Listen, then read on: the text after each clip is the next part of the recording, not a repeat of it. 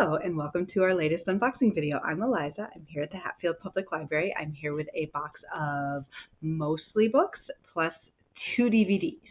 So I'm going to start out with the books. No, just kidding. I'm going to start out with the DVDs, and then I think all of the fiction books in this box are on top. Somehow they have floated to the top of the box, and then I'll be doing the nonfiction on the bottom of the box. So let's go. 2 DVDs. Bloop. This is kind of fun. Wait, I gotta walk this way. This is kind of fun because these are like totally random DVDs that have no connection whatsoever. So we'll start out with this one, which is called French Exit. And it starts with a great quote on the back. She says, "My plan was to die before the money ran out." So it's about a 60-year-old woman who has run out of money and is trying to live out her days in Paris with her son, so the woman is played by Michelle Pfeiffer, and the son is played by Lucas Hedges. Then the other one is Godzilla versus Kong. Who will win? I will just tell you that Godzilla is the lizard and King Kong is the gorilla. Yes, that is me showing off my knowledge. Okay, on to the fiction. Sisters of the Resistance. And this, I think my camera's at a funny angle. I keep having to step in the right direction. This one is called Sisters of the Resistance by Kristen Wells, and it's a novel of Catherine Dior's Paris spy movement. It takes place in 2 timelines, Paris 1944 and then Paris 1947 in New York. Both Paris. And it's 2 sisters. Hiding from the Nazis, working for the resistance, and at some point it sounds like they do go to New York City.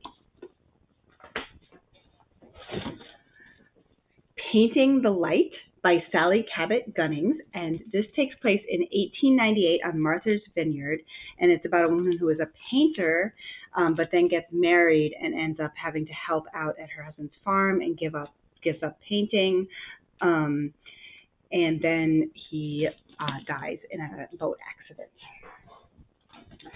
A lot of people are going to be very excited about this.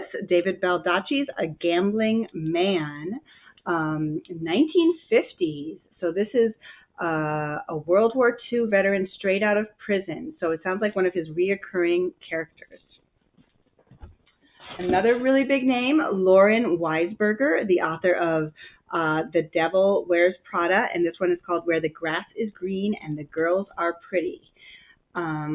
Looks like it's multiple points of view, a talk show host, her sister, her daughter. They all have their lives together, except no, something's going to happen.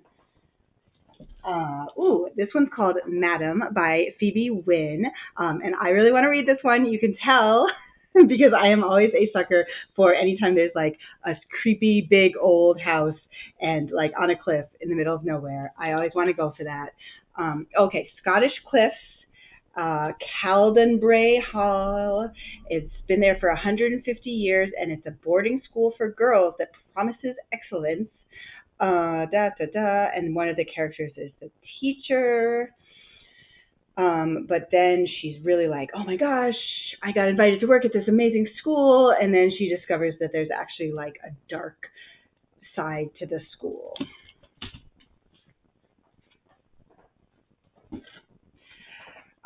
This is by Alyssa Friedman, who wrote The Floating Feldmans, which was popular here, and this is called Last Summer at the Golden Hotel. So sort of, I think, on a little bit on the lighter side, like a family vacation. This is 2 families who always go together to the same resort in the Catskills, and now they're trying to save that resort. So, family drama, but a little bit on the lighter side. Iris Johansen, The Bullet, and this is an Eve Duncan novel. They must protect the life of a brilliant scientist. Okay, now I think we're on to the nonfiction. So we'll start with The Double Life of Bob Dylan. It's called A Restless, Hungry Feeling, 1941 through 1966. I don't know if they're going to do like multiple biographies, and this is just the first part, or if I don't really know how that works, but that's a line from one of his songs. Clinton Halen, and I mean Bob Dylan has definitely had a interesting life. I thought I went through all the fiction. I thought it had all risen to the surface, but look, this one somehow managed to hide underneath the Bob Dylan. And so this is Dream Girl by Laura Lipman, and it's about a man who gets injured in a freak accident. He's a novelist, stuck in his hospital bed, and then someone calls up and says that she is Dream Girl, who's the main character in his novel, but he made her up, so how can she be calling him on the telephone? Oh, the problems these novelists have. Fulfillment, Winning and Losing in One Click America by Alec McGillis. It doesn't say anywhere on the cover, but I'm going to guess this is about Amazon, right? It's got to be about Amazon. So this is it is about Amazon, but it's not an expose. It's a literary investigation of the America that falls within the company's growing shadow. Oh, so it just talks about the delivery hubs, data centers, the corporate campuses, and how that is, I guess, affecting all the people who are connected. Oh my gosh. I love this. I am not sure about how to pronounce these words, so I'm just going to say Bress and Nyam. It is called Gullah Geechee Recipes from a Sixth-Generation Farmer, and it's by Matthew Rayford. And I think these are recipes from like a very specific community, an African Creole community in the coastal South. And we've definitely never had a cookbook with any recipes from this community. So that is really cool. And look, that looks delicious. Curried vegetable galette. That looks yummy. Candied sweet potatoes. Oh, and then it gives some of the words for the different things. Salmon cakes.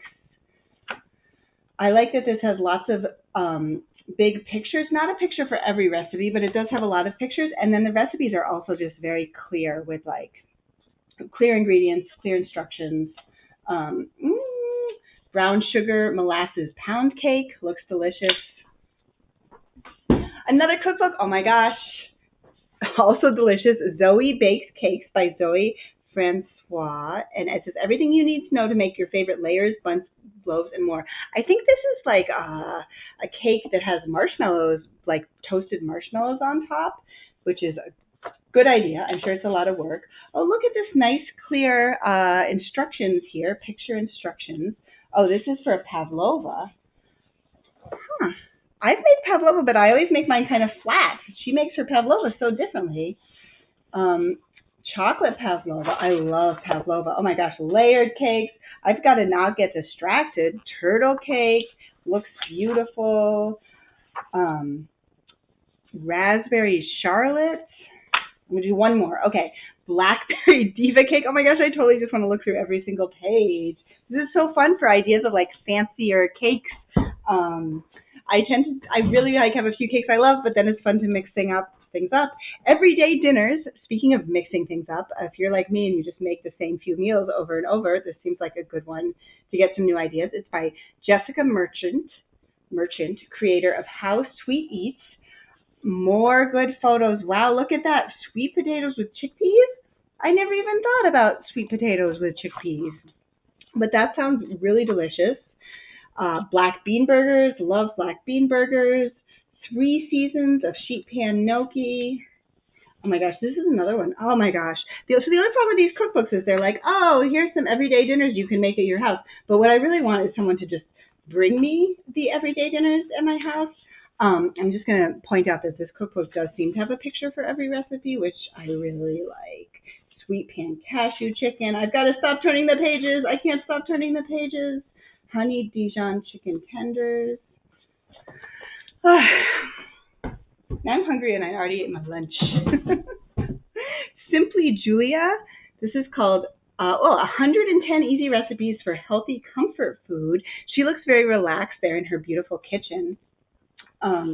Look, she has these little thought sections. This one's called On Singing and Why Recipes Matter. Not so many pictures on this one. It does seem like the recipes are pretty clearly presented. More vegetable than rice, fried rice. That's a good idea to just get a lot of vegetables in there. Oh, carrot and chickpea korma. That looks delicious. Oh my God. Black beans with avocado salad. See, I really want a picture on every page, but I still, even with that, I'm still wanting to look through this book again to get recipe ideas. 2 more books. I didn't think this one was going to be that long. Maybe I just talked too much about the books, but we'll just do the last 2 and then we'll be all done. I had to turn the air conditioning off to make the video, and it's already hot just in the 10 minutes I've been talking. 100 plants to feed the monarch.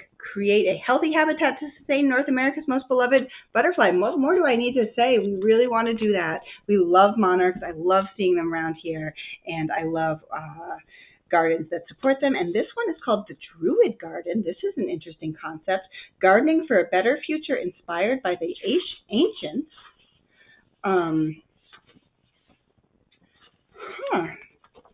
Not a lot of pictures. It seems like there's some sciencey stuff.